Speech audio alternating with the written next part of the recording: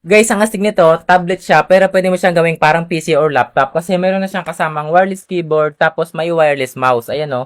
Eto guys, yung itsura niya, ganyan siya kalapad, ganyan siya kakinis. Ayan, ganito yung likod niya. O, diba ang kinis para siyang pala, yayamanin talaga. Ito yung mga power button, naka-type C na rin. Ganyan, ganyan siya kalapad, pwede rin siya naka-landscape, ganyan no. Kompleto na rin naman yung mga accessories. Ito yung tablet, tapos meron siyang kasamang wireless keyboard. Napakastig niya, kahit malayo sa tablet, pwede siyang gamitin. May kasama na rin siyang case na pwedeng ilagay yung tablet, isasama na rin yung ating wireless keyboard. Alam niyo yun, para talaga siyang laptop. Pero mas okay na rin to para mas protected yung screen ng tablet kasi nga malapad siya. Meron na rin siyang kasamang stand para hindi nahawakan. Mas comfortable kapag manonood ng mga videos. Meron na rin kasamang wireless mouse para hindi na panay ang dot-dot sa screen. Meron na ding additional screen protector, charging brick at charging cable, tapos OTG cable para sa flash drive. Meron ding SIM adapter tsaka SIM ejector kasi nga pwede siyang lagyan ng SIM card. Meron ding libreng ballpen, tapos isang headset. Alam niyo yun, napakasimple niyang gamitin para talaga siyang laptop. Pwede siya sa mga estudyante. Pwede siyang lagyan ng Microsoft Word o kaya naman ng mga WPS para pwede siyang pang type at pang edit na rin. At ang maganda pa nga dito ay pwede siyang saksakan ng USB flash drive. Napaka-useful nito para hindi ka na lagi pupunta sa computer shop para magpa-transfer ng mga files ng mga thesis. Kasi sa tablet na to, pwede